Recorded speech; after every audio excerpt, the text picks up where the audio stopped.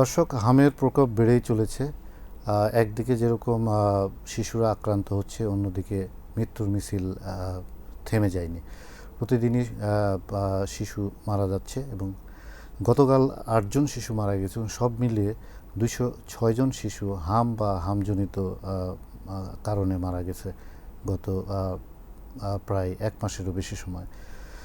তো এইটা আসলে কোন পর্যায়ে আছে এবং এটা কবে নিয়ন্ত্রণে আসবে, ভ্যাকসিনেশনের বা কী অবস্থা, সব নিয়ে আমি আলোচনা করব আমার সহকর্মী আলামিন সাদমানের সঙ্গে।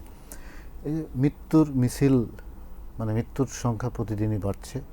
অ্যাট দ্য সেম টাইম আমরা দেখছি যে ভ্যাকসিনেশন চলছে এবং ভ্যাকসিনেশন আরও এক্সপান্ড করা হয়েছে। সব মিলিয়ে এখন ধরুন আমরা কোন পর্যায়ে আছে, আমরা কি এটা আগামী কিছুদিনের মধ্যে এটা কি কন্ট্রোলে আসবে নাকি এটা চলতেই থাকবে এইভাবে? আসলে হতাশার ব্যাপারটা হচ্ছে আগামী কিছুদিনের মাঝখানে, বিশেষজ্ঞদের মতে আগামী কিছুদিনের মাঝখানে আসলে এটা কমে আসার কোনো সম্ভাবনা নেই। ডাটাও সেম জিনিসটা ইন্ডিকেট করছে।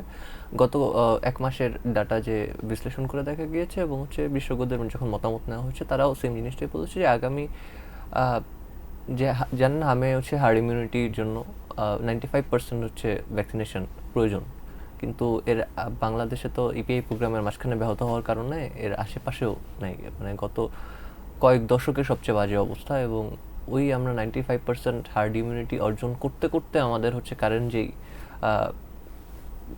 র্যাপিড গ্রোথ, সেটা মানে কার্য গ্রোথ, ওইটাতে আরও 2 মাসের মতো অন্তত লেগে যেতে পারে বলে ডাটাও ইন্ডিকেট করতেছে। এটা বিশেষজ্ঞরা মানে আপনি বলছেন যে বর্তমানের যে অবস্থা, এই অবস্থাটা অন্তত আরো 2 মাস চলবে, অন্তত আরও 2 মাস চলবে এবং 2 মাস পরে এটি কমতে পারে বলে বিশেষজ্ঞরা বলছেন। যদি এখন সরকার হঠাৎ করে সরকার কোনো বড় পদক্ষেপ না নেয় তাহলে এটা আসলে কমার কোনো সম্ভাবনাই। আচ্ছা, ধরুন বিশেষজ্ঞরা বলছে যে মহামারী ঘোষণা করা হোক, এটি কেন বলছেন? দেখুন, আসলে মহামারী তখনই ঘোষণা করা হয় যখন আসলে কোনো রোগের প্রাদুর্ভাব পুরা এক জায়গা কেন্দ্রিক না হয়ে পুরো ছড়িয়ে পড়ে আর কি, দেশব্যাপী ছড়িয়ে পড়ে, অঞ্চলব্যাপী ছড়িয়ে পড়ে। আমরা কিন্তু হামের ব্যাপারটাও দেখছি। আমরা ঢাকার যে কোনো হাসপাতালে গেলেই দেখতে পাচ্ছি যে কুমিল্লা থেকে আসছেন, একজন হয়তো পঞ্চগড় থেকে আসছেন, পুরো দেশ থেকেই আসছেন এবং তারা তো সদর হাসপাতালে হামের চিকিৎসা নিচ্ছেনই। তো হাম আসলে এমন না যে হাম শুধুমাত্র ঢাকাতে আছে। হাম ঢাকাতে আছে, রাজশাহীতে আছে, বাংলাদেশের প্রায় সকল বিভাগেই আছে।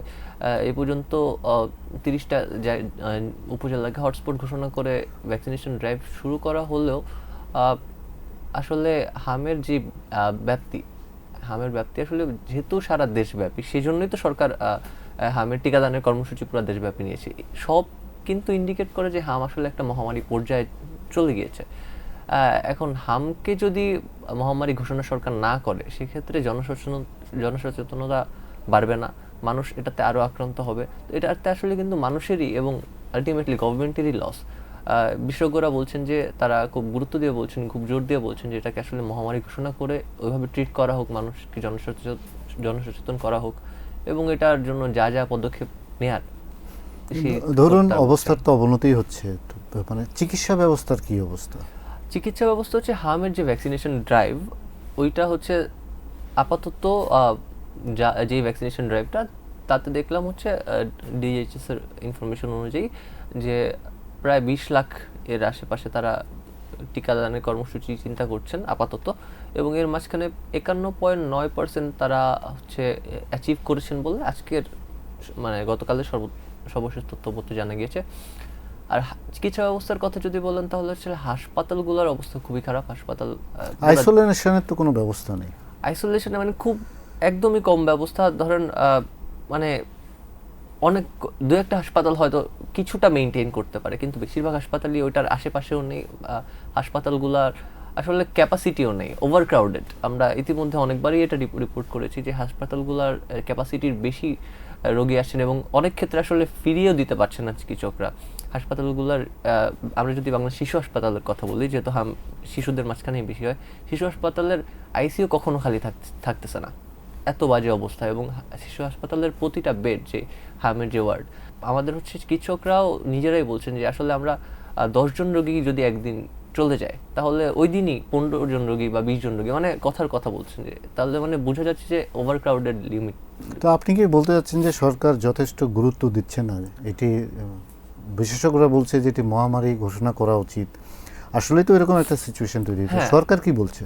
সরকার আসলে এখনো যদিও আমাদের স্বাস্থ্যমন্ত্রী মুখে কয়েকবার হচ্ছে এপিডেমিকের কথা বলেছেন, কিন্তু আমরা কিন্তু এই পর্যন্ত কোনো ঘোষণা সরকারের তরফ থেকে, স্বাস্থ্য মন্ত্রণালয়ের তরফ থেকে অথবা অধিদপ্তরের তরফ থেকে আমরা কিন্তু এটা কখনো পাইনি। তারা মানে এখন পর্যন্ত পাইনি, তারা এটাকে এখন পর্যন্ত এপিডেমিক বলছে না। স্বাস্থ্যমন্ত্রী দু একবার কয়েক জায়গায় উল্লেখ করছেন, কিন্তু সরকারিভাবে যে কোনো পদক্ষেপ নেওয়া, এটাকে মহামারী ঘোষণা করে যে পদক্ষেপগুলো নেওয়ার কথা আমরা কোভিডের সময় যেটা দেখেছিলাম, ওই জিনিসটা কিন্তু এখনো হয়নি। এবং ওইটা যদি খুব দ্রুত না করা হয় তাহলে কিন্তু হয়তো পরিস্থিতি আরও খারাপ হবে। মানুষের জনসচেতনতা যেহেতু শুধুমাত্র একটা সার্টেইন এজের মানুষজনকে এটা করছে, তো মানুষ সচেতনও না ওইভাবে। দেখা যাচ্ছে যে একটা বয়স্ক মানুষ যার আগে হাম হয়নি, সে হয়তো হামটা বহন করে এসে তার থেকে হয়তো অন্য ছোটরা এটা এটা মানে তাদের মাঝে ছড়িয়ে পড়ছে। তো এই ক্ষেত্রে আসলে বিশেষজ্ঞরা এটা গুরুত্ব দিচ্ছেন যে এটাকে খুব দ্রুত যেন মহামারী ঘোষণা করা হয়, এবং মহামারী ঘোষণা করে যেন এটার আরো করা হয়, গুরুত্ব দেওয়া হয়। সরকার বিষয়টাকে সিরিয়াসলি নিয়েছে এবং আমরা চাই যে আরও গুরুত্ব সহকারে নিক এবং মহামারী ঘোষণা করে নানান ধরনের পদক্ষেপ গ্রহণ করুক।